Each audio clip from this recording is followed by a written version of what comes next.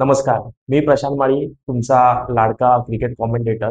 जसं मी माझ्या मागच्या व्हिडिओमध्ये म्हटलं, की मी काहीतरी नवीन सुरुवात करणार आहे आणि नवीन सुरुवात म्हटलं तर मोठं ग्रँड करावं लागतं. एक धमाकेदार काहीतरी करावं लागतं आणि तोच धमाका आज मी तुमच्यापर्यंत घेऊन आलोय. विचार करत होतो, की नक्की करायचं काय?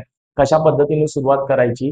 तर मी सरळ भेट घेतली आणि धावत आलोय ते म्हणजे गोरेगावला आणि गोरेगावमध्ये आज मी अशा व्यक्तीला भेटणार आहे, ज्यांना त्यांना पाहून नक्कीच तुम्हाला आनंद होणार आहे आणि त्या व्यक्तीला मी आता माझ्यासोबत बोलवते नक्कीच मुलाखत घ्यायला. तर माझ्यासोबत जोडलेत ऋषी वैद्य सर. कशा आहात sir? First class first class.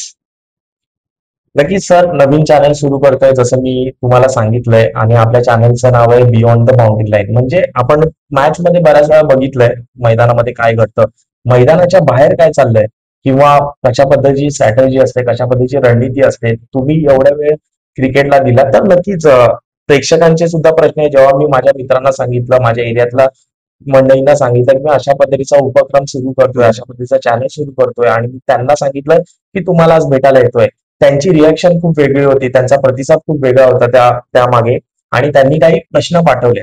तर त्या प्रश्नांची सुरुवात आता आपण करतोय. चालेल. तर पहिला प्रश्न असा आहे की तुमची क्रिकेटची सुरुवात कशी झाली? किती वर्ष तुम्ही क्रिकेट खेळलात? कधीपासून खेळलात आणि कुठून खेळलात? सुरुवात तर लहानपणापासूनच झाली होती. कारण आमच्या समोरच संदीप सोसायटी म्हणून एक मोठी सोसायटी होती. त्यांचं स्वतःचं एक ग्राउंड होतं. तर तिकडे वेगवेगळे प्रकारचे खेळ खेळले जायचे. पण आम्ही जेवढे काही खेळ खेळायचो सगळ्यामध्ये भाग घ्यायचो. पण क्रिकेट असा विषय आहे की लहानपणापासून आपल्याला तिचं बाळकडून मिळतं. त्यामुळे क्रिकेटमध्ये थोडासा आम्हाला जास्त रस होता. मग तिकडनं आमच्या इकडे आधी अंडरआर्म, कारण जागा मोठी नव्हती त्यामुळे अंडरआर्म खेळलं जायचं. मग अंडरआर्म खेळता खेळता आमच्या इकडे नवीन एक स्पर्धा सुरू झाली होती, त्याला बॉक्स क्रिकेट म्हणायचे आणि लकवा म्हणायचे त्याला. लकवा याचा अर्थ असा होता की बॉलरने फक्त असा बॉल टाकायचा असतो, ओके. बॅट्समन मारणार. तर त्याच्यामध्ये तुम्हाला बॅट्समन आणि बॉलरपेक्षा चांगले फिल्डर पाहिजेत. करेक्ट. कारण बॅट्समन मारून दे किती मारतो तेवढे, जर फिल्डर तुमच्याकडे चांगले असतील तर मग ती मॅच चांगली होणार. मग आम्हाला ती सवय होती फिल्डिंग करायची. मग आमचं पहिलं जे टीम मध्ये एंट्री झाली ती फिल्डर म्हणून. पूर्ण सर्कल होतं की कसं असायचं समोर म्हणजे आपण रेक्टँगल म्हणतो ना, बी शेप? Rectangle Okay. प्रॉपर. म्हणजे पाठी एक रन डिक्लेअर, आजूबाजूला पडदा असायचा, तेव्हा आमच्याकडे पडदा असायचा ओके. आणि जवळजवळ गुडघ्या एवढा पडदा असायचा. आणि तुम्ही टॅप मारलात तरी बाउंड्री, खाल्लं मारलात तरी बाउंड्री, फुल टॉस लागला तर षटकार होता. त्यामुळे मग तुम्हाला जे फिल्डर पाहिजे, फिल्डर चांगले असतील ती टीम जिंकणार, असं सिंपल त्याचा रूल होता. मग आम्ही फिल्डिंग आम्हाला आवडायचं. हातबीट सगळे सुजायचे, लाल व्हायचे, पण आम्ही खेळायचो. मग त्याच्यामधनं ओव्हरआर्म आमच्या इकडे रेग्युलर खेळायचीच मुलं. मग ते आपली फिल्डिंग चांगली करतो, ठीक आहे याला घेऊन जाऊया. मग तशी ती सुरुवात झाली. मग आमच्याकडे नंदादीप म्हणून एक शाळा आहे, त्या शाळेचं ग्राउंड होतं. त्या ग्राउंडवर बऱ्याच टीम प्रॅक्टिस करायच्या, पण त्याच्यामधल्या नावाजलेल्या टीम म्हणजे स्ट्रायकर, स्प्लेंडिड अशा टीम होत्या. मग त्यांच्याबरोबर आम्ही खेळायला लागलो. त्यांचे जे प्लेयर होते सिनियर, त्यांच्याकडनं आम्ही शिकायला लागलो की फक्त सरळ गोलंदाजी करून काही होत नाही, तुम्हाला काहीतरी शिकलं पाहिजे की तुम्ही बॉल बाहेर काढा किंवा आत घ्या. मग तेव्हा भरपूर चांगले चांगले आमच्या इकडे बॉलर होते. नितीन नायका म्हणून एक खूप मोठा बॉलर होता. मग त्यांच्याकडनं आम्ही शिकायला लागलो. रमेश नार्वेकर एवढं मोठं नाव आहे आमच्या गोरेगावातलं, कारण आमच्या गोरेगावाला बघायला गेलात तर खूप मोठा इतिहास आहे टेनिस क्रिकेटचा.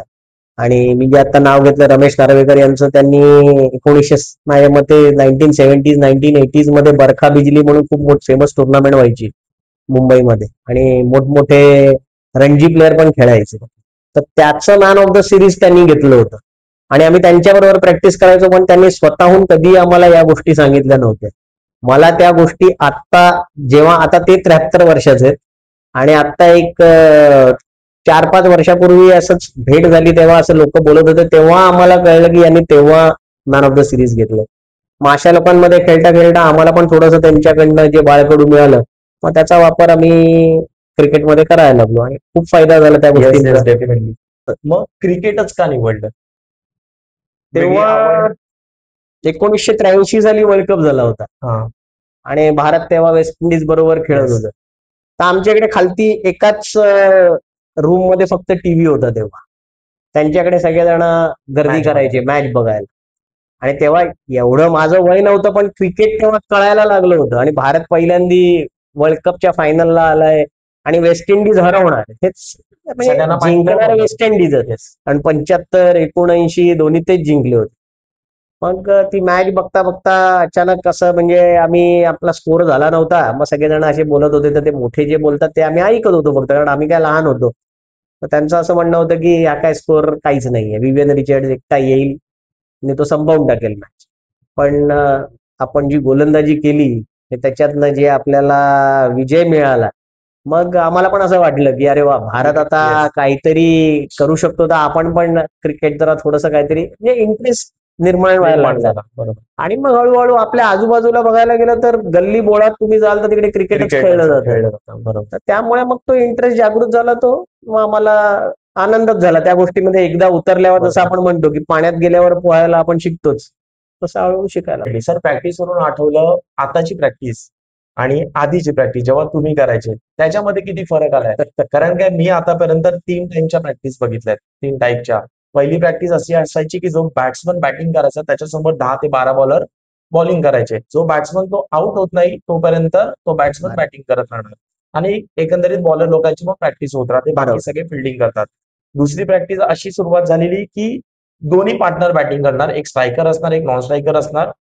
1 रन धावला की स्ट्राईक चेंज होणार. बरोबर. त्या पद्धतीची प्रॅक्टिस असायची. तिसरी प्रॅक्टिस अशी सुरुवात झालेली की 15 ते 20 बॉल प्रत्येक बॅट्समनला दिले जायचे. आधीची कशी व्हायची? तुम्ही कशी करायची प्रॅक्टिस?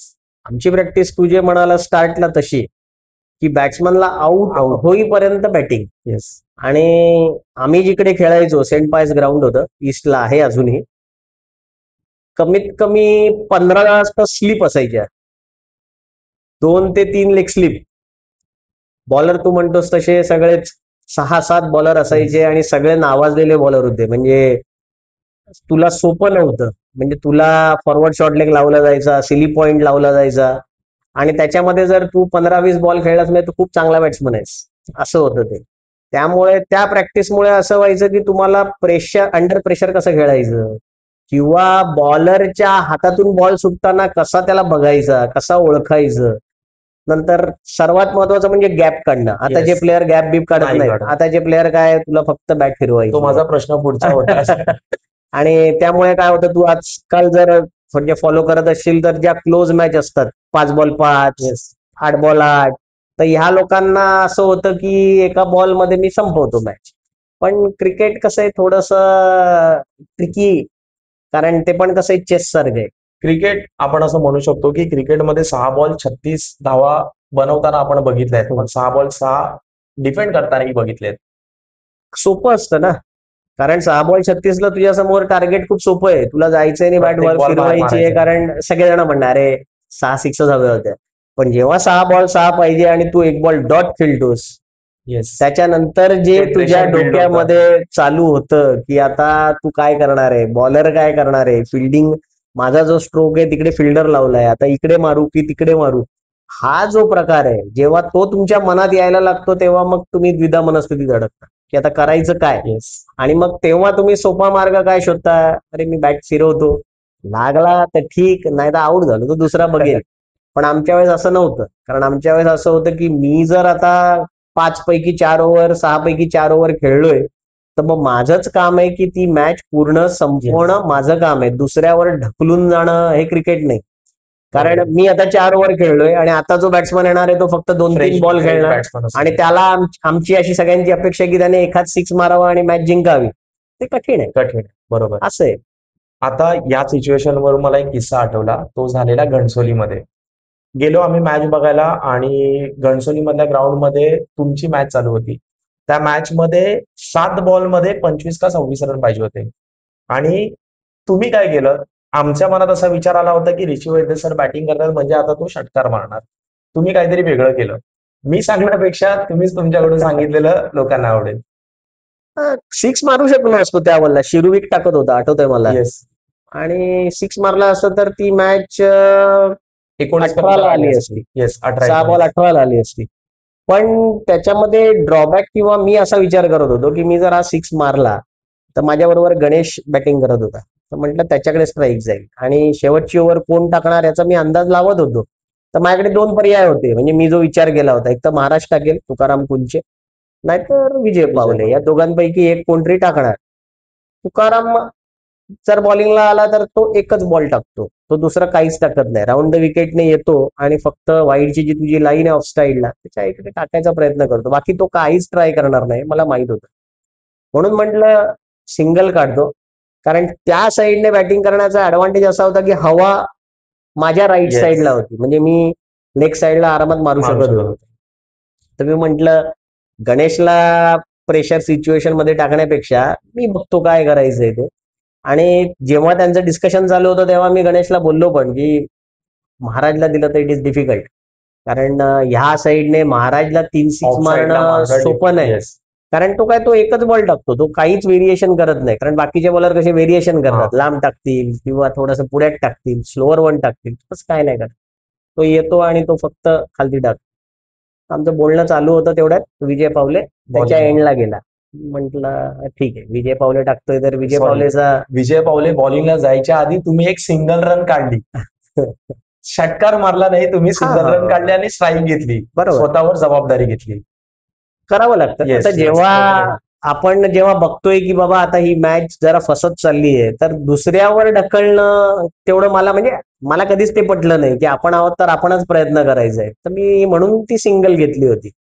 आणि विजय पावले आल्यावर त्याचा एकच बॉल होता जो मला धोकादायक होता आणि तो म्हणजे त्याचा स्लोअर वन. Slower one. कारण त्याचा स्लोअर वन तो खूपच चांगला टाकतो चांगला. आणि त्याला रीड करणं जरा डिफिकल्ट आहे. म्हणजे रीड होतो पण तोपर्यंत लेट झालेला असतो. मग तुम्ही स्ट्रोक काही खेळू शकत नाही, तुम्हाला जास्तीत जास्त टॅप करू शकता Yes. किंवा ग्लाईड करू शकता. आणि मग तो आल्यावर तुला माहितीये बाकी काय पुढे Yes, झालं yes, ते yes. Rest is history. आणि नक्कीच अजून जे फॅन्स आहेत ऋषी सरांचे आणि जे व्हिडिओ बघतायत त्यांना अजून एक सांगू इच्छितो, ती मॅच मी जेव्हा लाईव्ह बघत होतो, ऋषी सरांनी पहिले 2 बॉल 2 षटकार मारले मिड विकेटला. त्यानंतर पाहिलं फिल्डिंग टीमने की हा मिड विकेटला मारतोय, म्हणून जो फाईन लेगला प्लेअर होता तो प्लेअर ना जो 30 यार्ड सर्कल होता त्याच्या आतमध्ये आणला आणि तुम्ही तो पुढचा बॉल फाईन लेगच्या इथून बाउंड्री मारली, हेही आठवतंय. त्या मॅचच्या दरम्यान, त्या ओव्हरच्या दरम्यान आणखीन एक किस्सा झाला होता, तो म्हणजे तुम्ही आणि विकेट किपर जो होता त्याच्यामध्ये जी चर्चा झाली होती, ती चर्चा एकंदरीत तुम्ही मॅच नंतर सांगितलं स्टेजवर, पण पुन्हा एकदा आठवते का तुम्हाला ती चर्चा? खरं म्हणजे कसं की मला विजय पावलेला स्लोअर वन टाकू द्यायचा नव्हता. माझं फक्त एवढंच होतं की विजय पावलेने मला जेवढ्या जोरात टाकेल मला चालेल, पण त्याने हळू टाकू नये. तर म्हणून मी चुन्नीला सांगत होतो की अरे अभी क्या उसके पास बॉल बचा नहीं है तो अभी उसको स्लोअर वन ही डालना पडेगा, लेकिन मैं भी रेडी है पिछले पैर पे. तर मग चुन्नी इकडनं त्याला सांगायचं की नको टाकू, ब्लॉक मध्ये टाक किंवा जोरात टाक, खालचा बॉल तो रेडी आहे. आणि ते कसं थोडंसं खेळावं लागतं कधी कधी. येस, कारण आपल्या माइंड गेम्स म्हण किंवा थोडस ज्याला आपण स्ट्रीट स्मार्ट गिरी म्हणतात तसं Yes. करावं लागतं. कारण जर त्याने स्लोअर वन टाकला असता किंवा त्याने जर चान्स घेतला असता तर गोष्ट वेगळी झाली असती. कारण एक जरी बॉल मी अडकलो असतो तर पूर्ण गणित बिघडलं असतं. पण दाद द्यावी लागेल, ती जी इनिंग होती खूप 6 बॉल 25 रन. मला असं फील झालं ती मॅच बघितल्यानंतर आणि मी या कॉमेंट्री करण्याच्या क्षेत्रामध्ये आल्यानंतर माझी एक फेवरेट शायरी आहे. ती शायरी त्या मॅच साठी आणि ती तुमच्यासाठी नक्कीच असेल. ये बल्लेबाज ना मुहूर्त देखता है ना गेंदबाजों की सूरत देखता है. ऋषी सर ना मुहूर्त देखते हैं ना गेंदबाजों की सूरत देखते हैं, ये तो बस अपने टीम की जरूरत देखते हैं. त्या बात पुढचा प्रश्न असा असेल की बघा क्रिकेटमध्ये नेहमी आपल्याला पार्टनरची गरज असते. आयुष्यात जशी लाईफ पार्टनरची गरज असते तशी क्रिकेटमध्ये सुद्धा एक पार्टनर हवा असतो. एखादा मित्र हवा असतो जो कधी टुर्नामेंटला नाही आला तर आपल्याला असं कमी कमी वाटतं की अरे यार तू यायला पाहिजे होता, तू पाहिजे होता या मॅच मध्ये, या टुर्नामेंटमध्ये पाहिजे होता. तुमच्या क्रिकेट जर्नीमध्ये, तुमच्या लाईफमध्ये असा कोण क्रिकेटिंग पार्टनर आहे जो तुम्हाला ऑल टाइम फेवरेट आहे आणि तो तुम्हाला आवडतो, तुमच्या टीम मध्ये असेल किंवा तुमच्या सोबत विकेटवर असेल? माझाच भाऊ आहे योगेश वैद्य. आम्ही दोघांनी एकत्रच सुरुवात केली होती अमृतला. आणि सगळ्याच टुर्नामेंट्स म्हणजे मग कुठल्याही बॉल असून दे, टीव्ही असून दे, लाईट असून दे, नाईट असून दे, डे असून दे, मी आणि योगेशच ओपन करायचो. कारण त्याची खेळण्याची शैली वेगळी आहे, माझी वेगळी आहे. तर त्याचा फायदा आम्हाला खूप व्हायचा. कारण बॉलरला विचार करावा लागायचा की त्याला कशी टाकायची आहे, मला कशी टाकायची आहे. तर त्याने त्याच्याबरोबर खेळताना आपण म्हणतो ना की मी समजा मारू शकलो नाही तर मला माहित होतं की तो मारेल आणि त्याला माहित होतं की त्याला जमलं नाही तर मी करेन. त्यामुळे तो एक आपण म्हणतो ना विश्वास असतो एकामेकावर. त्यामुळे त्याचा फायदा आमच्या टीमला व्हायचा. कारण आम्ही दोघंही चांगलाच ओपनिंग स्टँड भरपूर वेळा आम्ही दिलाय. त्यामुळे तो असणं माझ्यासाठी एक आपण म्हणतो ना की एक प्लस होता. म्हणजे अप्रूव्ह आपण केलं पाहिजे. मानसिकरित्या आपण जसं म्हणतो ना की ठीक आहे योगेश आहे ना काही प्रॉब्लेम नाही. आणि तो त्याची खासियत अशी होती की वेगवान गोलंदाजांना समोर तुम्ही किती लांब सिक्स ठेवा, म्हणजे तुम्ही 70 यार्डचा ठेवा नाही तर 90 यार्डचा ठेवा, तो इझिली पार करायचा. हे त्याचं स्किल होतं. आणि मग बॉल जुनाच हवा असं त्याच्यामध्ये काही नव्हतं. तुम्ही फरवाला बॉल जरी त्याला पुढ्यात टाकला तर तो सिक्स मारणार हे गॅरंटी होतं. त्यामुळे त्याचा फायदा मला खूप व्हायचा. सर खरंच फरक पडतो का नवीन बॉल आणि जुना बॉल? कारण की आता जर आपण बघितलं ज्या पद्धतीच्या बॅट्स येत आहेत, ज्या पद्धतीचे आताचे टेनिस प्लेअर पहिलाच ball very first ball six मारतायत, बरोबर. त्या टाइमला तो विचार करायचे का की नवीन बॉल एखादा बॅट्समन ओपनिंगला गेलाय, तो विचार करायचा बॉल थोडा जुना होऊ दे, एक दीड ओव्हर जाऊ दे, त्यानंतर मी सुरुवात करेन, की तेव्हा पण असंच पहिल्या बॉल पासून नाही, अटॅकिंग गेम असायचा? तेव्हा एमआरआय बॉल जेव्हा होता तेव्हा असं नव्हतंच. एमआरआय बॉलला सिक्स मारणारे खूप कमी होते. पहिल्या बॉलला सिक्स मारणारा माझ्या मते तुमच्याच ठाण्याचेच आता ते अंपायर आहेत खूप मोठे, शशी साटम. शशी घाटम सर.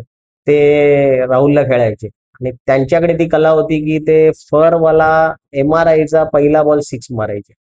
म्हणजे असे बोटावर मोजण्या एवढे प्लेअर होते. प्लेयर्स होते. तर तेव्हा असं होतं की तुम्ही आता जर 8 मॅचची ओव्हर आहे तर तुम्ही 2, 3, 4 ओव्हर ढकलून.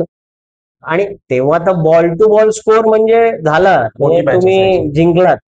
कारण तेव्हाचे जे बॉलर होते ते ओव्हरला 2 ते 3 डॉट टाकणारच, ही त्यांची खासियत होती. आता जसं 22-22 खाण्याची खासियत आहे तशी तेव्हा 22-22 खाण्याची काय, तेव्हा 3-3, 4-4 बॉल डॉट टाकण्याची त्यांच्याकडे कपॅसिटी होती.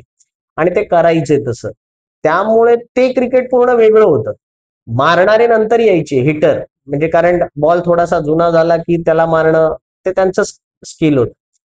आताचे जे बॉल आहेत तू म्हणशील तर हिरवे बॉल तू बॅटवर घेतल्यावरच तू बघतोस की तू पण म्हणशील की हा ठीक आहे काही प्रॉब्लेम नाही. आणि दुसरी गोष्ट म्हणजे सहा जो आहे तो आता छोटा झालाय. छोटा झाला. आधीचे जे सहा होते ते मोठे असायचे. म्हणजे आम्ही जर खेळलोय तर माझ्यामध्ये 65-70 मीटर असायचंच. आणि गावा साईडला गेलात तर अजून मोठा. अजून मोठे. तर आता जे सिक्स आहेत त्या बऱ्यापैकी छोट्या असतात.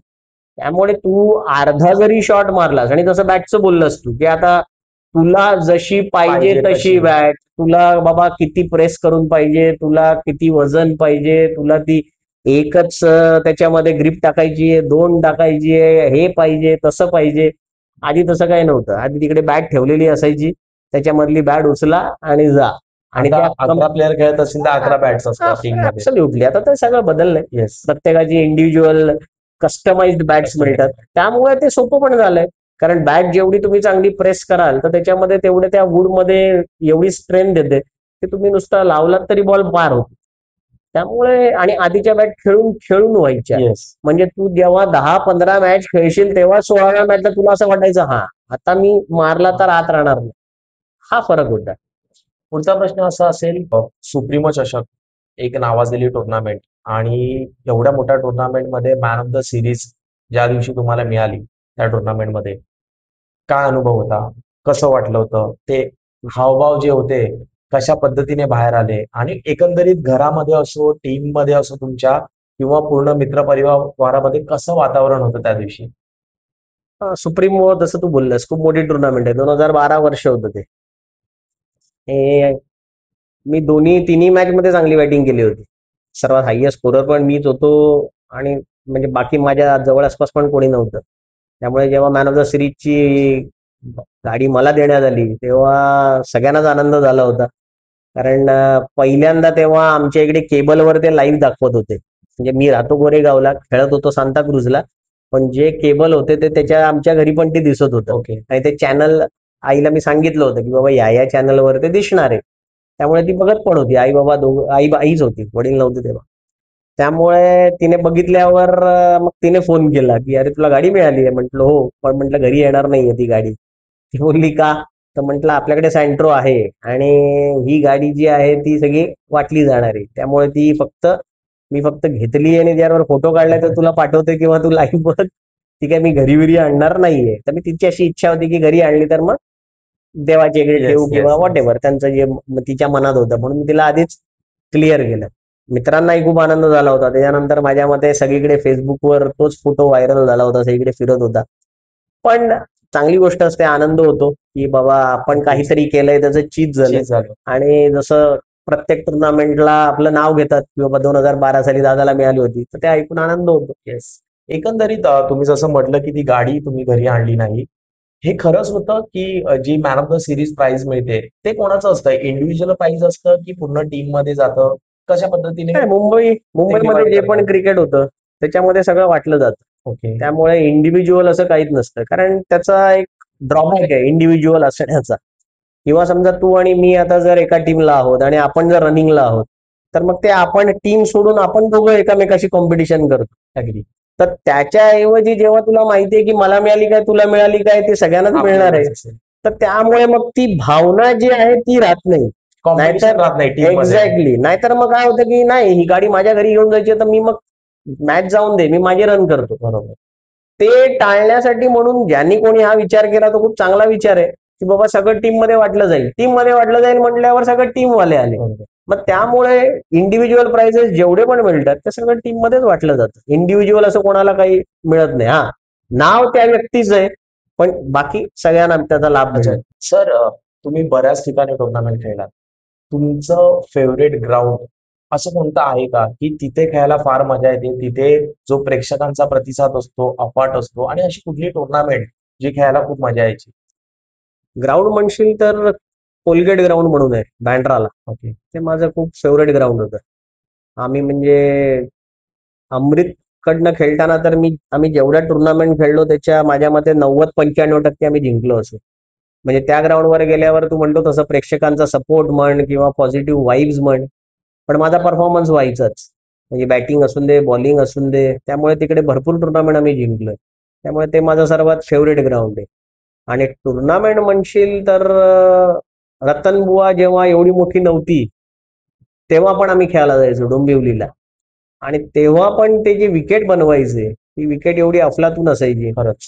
की त्याच्यावर खेळायलाच एक वेगळी मजा असायची.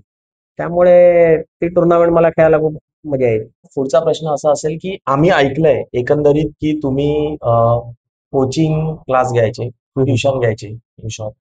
तर टाइम कसा ऍडजस्ट करायचे? म्हणजे ट्युशन घेऊन क्रिकेट खेळणं प्लस सॅटर्डे संडे ट्युशन असलं तर सॅटर्डे संडे आपल्या टुर्नामेंट असतात. बरं. तर ते सगळं कसे मॅनेज करायचे? नाही, ठरलेलं होतं, कारण मी जेव्हा प्रोफेशनल क्रिकेट खेळतो तेव्हा मी लेक्चर्स मध्ये आधीच सांगायचो की शनिवार रविवार मी घेणार नाही लेक्चर्स.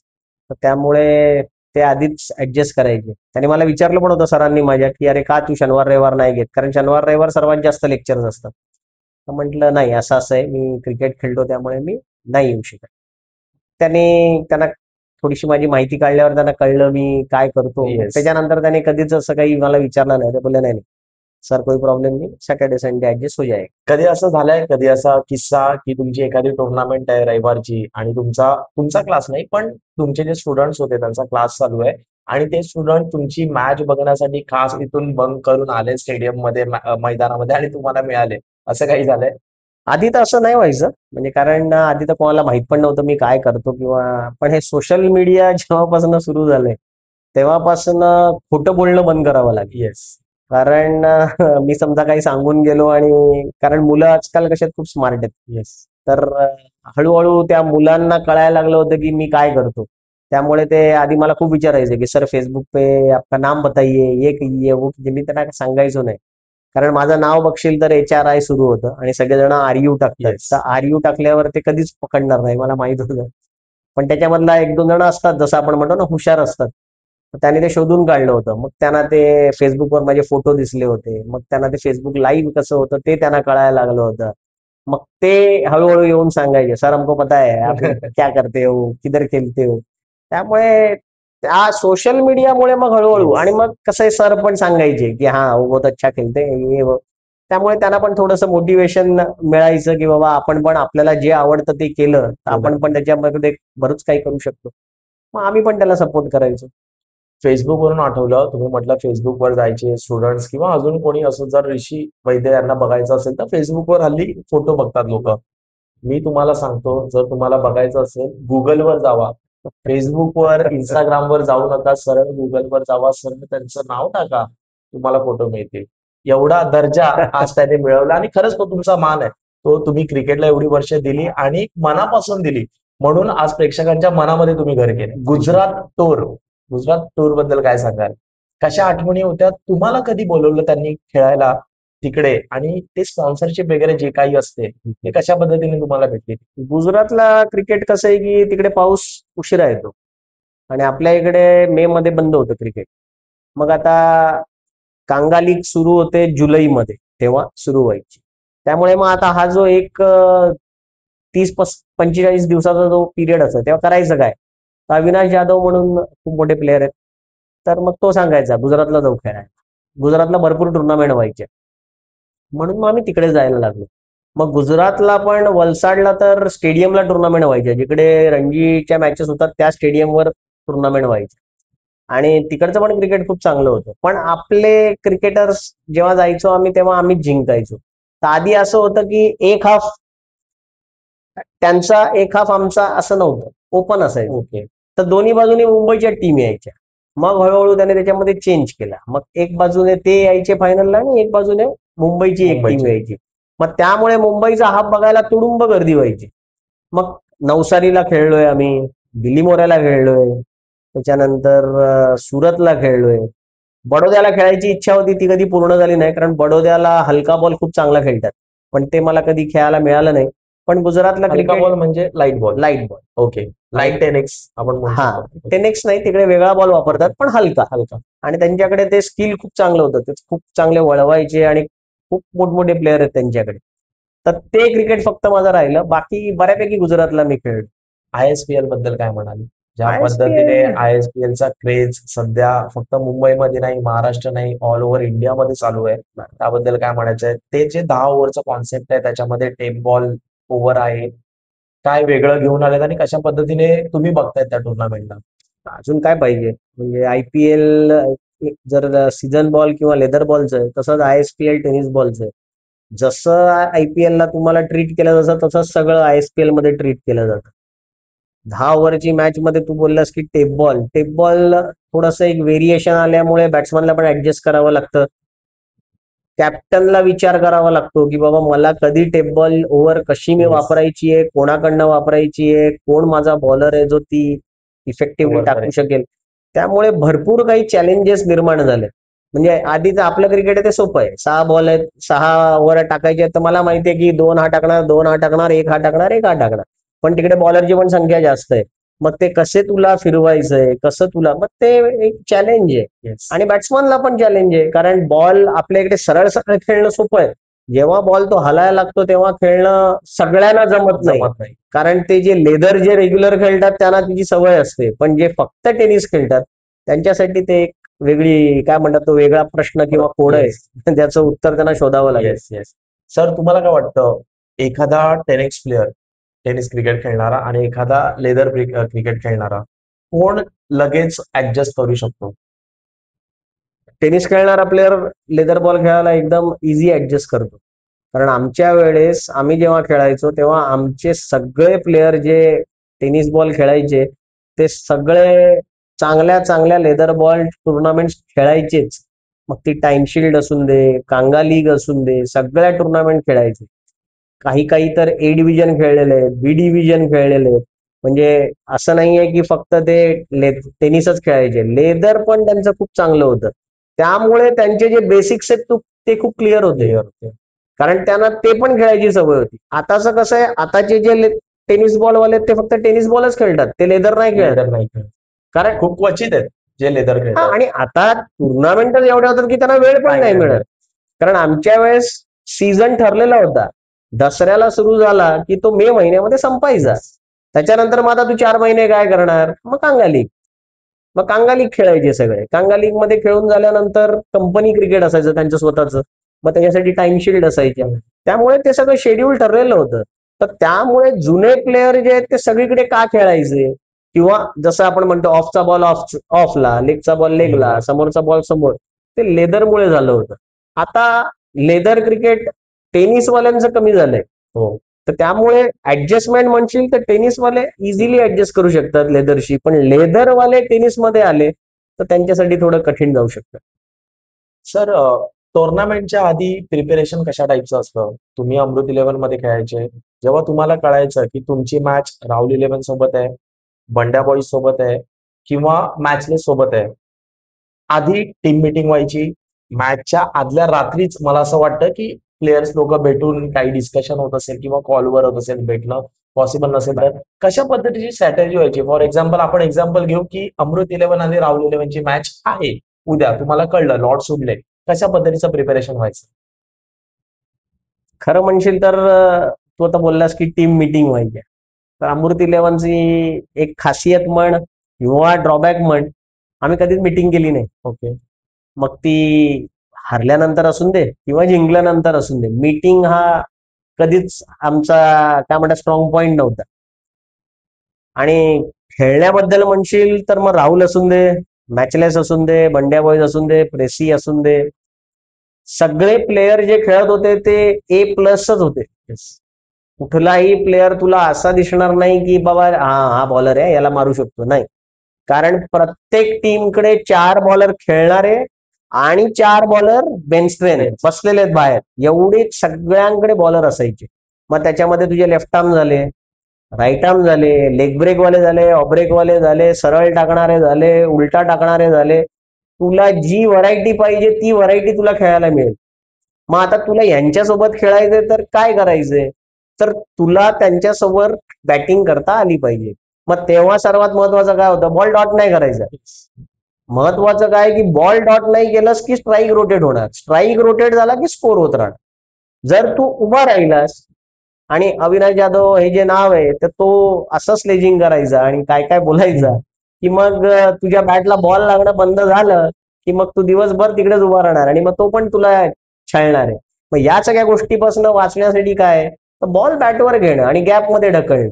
आणि मग ती एकदा सवय झाल्यावर जसं तू बोललास आम्हाला रेग्युलरच ते भेटायचे, कारण आमचा पूर्ण एक हाफच वेगळा Yes. असायचा.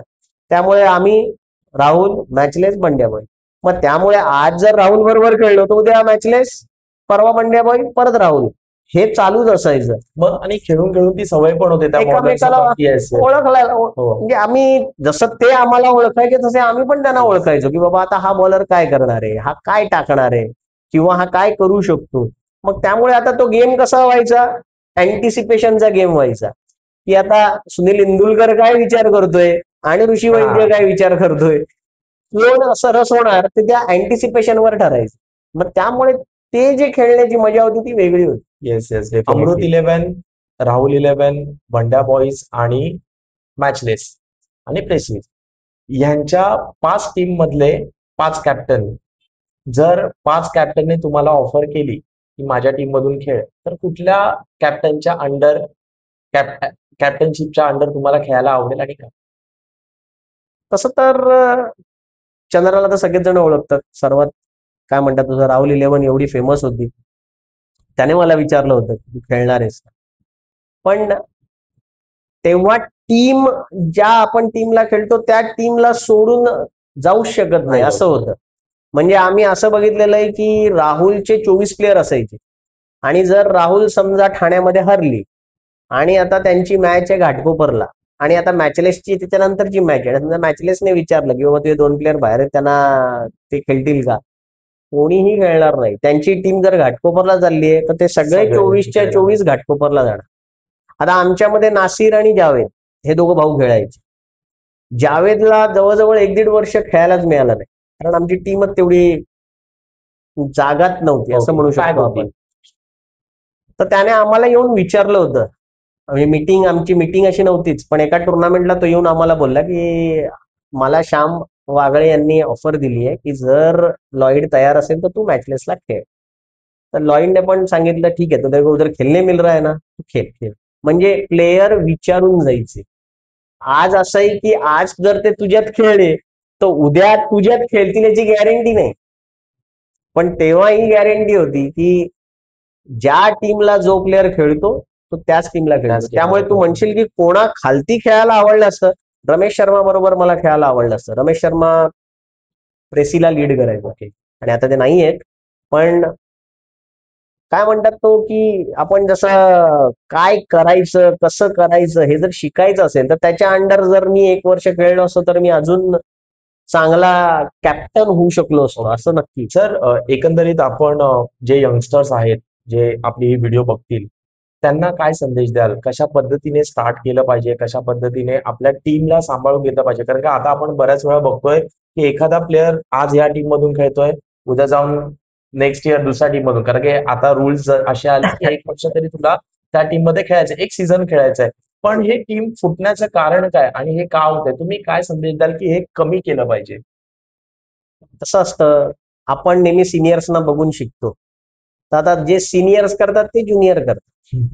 आता मला जर समोर दिसतंय की आज मी फक्त 2 मॅच चांगला खेळल्यानंतर मी मोठ्या टीमला खेळू शकतो, तर मी वर्षभर का खेळेन? बरोबर आहे. बरोबर. तर त्याच्यामुळे त्या जो पण प्लेअर आहे त्याने फक्त एवढाच विचार केला पाहिजे की जेव्हा तुमच्या बॅटला लागतं तेव्हा सगळेजण तुमच्या पाठीशी आहे, म्हणजे Yes. तुझ्या पाठीपाठी येतील. येस. पण ज्या दिवशी तुझी बॅट बोलणं थांबते ना, तेव्हा तुझी जी टीम आहे तीच तुला सांगते, अरे खेळ खेळ, काही प्रॉब्लेम नाही, तू खेळ, प्रयत्न कर. येस. तर त्यामुळे मग तेव्हा लक्षात येतं की आपली टीम असणं किती महत्वाचं असतं ते. कारण बाहेर जाऊन खेळणं सोपं आहे, कारण जेव्हा बॅटला लागतात तेव्हा अनोळखी लोक पण येऊन हात मिळवून जातात. बरोबर. पण जेव्हा तुमची बॅट चालत नाही तेव्हा जो हात खांद्यावर पडतो तो तुमच्याच माणसांचा टीमचा पडतो, असतो. बाकी कोणी तुम्हाला तेव्हा सपोर्ट करायला येत नाही. त्यामुळे आपल्या टीमसाठी खेळणं महत्वाचं आहे. तुम्ही स्वतःला थोडासा वेळ द्या, कारण तुमच्या नशिबात जे लिहिले ते तुम्हाला मिळणार आहे. मग त्याच्यासाठी धावाधाव करायची गरज गरज नसते. नाही. तुम्ही फक्त व्यवस्थित तुमचं कर्म करत राहा, फळ कधी तुम्हाला असं मिळतच. आलंय बॅड पॅच लाईफ मध्ये किंवा एखादा सीझन एकदम सीझन नाही बोलू शकत 2-3 मॅच की परफॉर्मन्सच झाला नाही, कशा पद्धतीने स्वतःला सावरलं? बॅड पॅच कोणाला येत नाही. येस, येतो. बॅड पॅचचा असं काही नसतं. ते कसं असतं की जसं मी तुला म्हटलं, ज्या दिवशी आपल्या बॅटला बॉल लागतो त्या दिवशी जिकडे पाहिजे तिकडे बॉल पडत असतो. आणि तेच जेव्हा आपलं पत्ते बंद असतात तेव्हा अशी गोष्ट घडते की जो बॉल मला माहितीये की मी 6 मारणार आहे, तो पण बॉल 30 सर्कल पार होत नाही. किंवा मला माहितीये की हा बॉल मी आरामात ढकलू शकतो, मी बोल्ड होतो. तर त्याच्यातनं बाहेर पडायचं असेल तर आता तू जे उत्तर मी थोड्या वेळापूर्वी विचारलं त्याच्यावर ते उत्तर आहे, की टीमचा जेव्हा भरोसा तुझ्यावर असतो तेव्हा तुझा नंबर हलत नाही, तुझा बरोबर. नंबर तोच राहतो. बरोबर. आणि जेव्हा तू 4 वेळा जरी शून्यावर बाद झालास तरी ते सांगतात नाही नाही, ऋषी प्रयत्न कर, कन्सिस्टंटली होईल. त्याला दिलं पाहिजे, ती त्याची जागा आहे. त्यामुळे जेव्हा टीम विश्वास टाकत असते तेव्हा मला पण मनात वाटतं ना, नाही आज मी काही झालं तरी प्रयत्न पूर्ण करणार की आज आता मी खेळायचंय मला. मग ती जी एक इच्छा जागृत होते ना, मग त्याच्यामधनं तुम्हाला मार्ग सापडायला लागतात. आणि सोप्या मार्गावर सगळेच चालतात. कठीण मार्गावर चालणं जे आहे, किंवा असं पण म्हणू शकतो काटे जेव्हा खालती असतात तेव्हा Yes. तुम्ही जरा पटकन चालता, की जास्त टोचतायत मग तुम्ही काय करता, विचार करता की विचार अरे मला करतो. मार्ग शोधायला पाहिजे. मग ते आपल्याला खूप कामी येतं. आणि सपोर्ट सर्वात महत्वाचा, टीमचा सपोर्ट Support. असेल तर तुम्ही त्याच्यामधनं पण आरामात बाहेर पडता. सर सध्या टेनिस क्रिकेटमध्ये तुमच्यासाठी कोणता प्लेअर ऑलराऊंडर, कडक ऑलराऊंडर आहे असं तुम्हाला वाटतं कारण अंबाला सध्याच्या आहे. करण अंबाला? आता ज्याला बघायचं तर तोच आहे, कारण is a pure allrounder, batting पण करतो, बॉलिंग पण करतो. आणि वय त्याच्या बाजूने हे सर्वात Yes. त्याचा प्लस पॉइंट आहे. आणि इज एन्थुझियास्टिक, त्याने स्वतःला मेंटेन पण केलंय, चांगला ऍथलीट आहे, is a very good allrounder. Sir एक रॅपिड राऊंड ज्याच्यामध्ये मी प्लेयरची नावं सांगणार, तुम्हाला एक प्लेअर सिलेक्ट करायचा आहे. शंतनू सर की उमेश मांजरेकर? शंतनू गायचं. शंतनू सर की मंदार गुरव? शंतनू गायचं. शंतनू सर की असलाम शेख? शंतनू सर. शंतनू सर की अमित गोलतकर? शंतनू. शंतनू सर की भरत लोहार? शंतनू गायचं. शंतनू सर की अविनाश यादव? शंतनू. शंतनू सर की ओंकार देसाई? शंतनू. शंतनू सर की भरत राठोड पतला? पतला. पतला की राजू साटम? लॉइड. राजू साटम. राजू साटम की Rishi Vaidya? Raju Satam. Sir thank you so much Rishi sir, वेळात वेळ काढून आम्हाला सांगितलं, आम्हाला बोलवलं आणि तुमचा पॉडकास्ट घेण्यासाठी आम्हाला संधी दिली, यासाठी खूप खूप धन्यवाद. नक्कीच या चॅनलवर सगळेजण बघतीलच. आमच्या चॅनलचं नाव आहे बियॉन्ड द बाउंड्री. तुम्ही जे मार्गदर्शन केलं, तुमच्याबद्दल सांगितलं, क्रिकेटबद्दल एवढं नॉलेज दिलं, आपल्या प्रेक्षकांना सुद्धा फायदा होईल आणि तुमच्या फॅन्सना सुद्धा फायदा होईल. धन्यवाद. बियॉन्ड द बाउंड्रीजला माझ्यातर्फे हार्दिक शुभेच्छा. आणि जेवढं होईल तेवढं जास्तीत जास्त तुम्ही सबस्क्राईब करा. तुम्हाला अजून पण चांगल्या चांगल्या लोकांच्या मुलाखती आणि माहिती तुम्हाला मिळत राहील. पुढच्या तुमच्या वाटचालीसाठी हार्दिक शुभकामना. थँक्यू.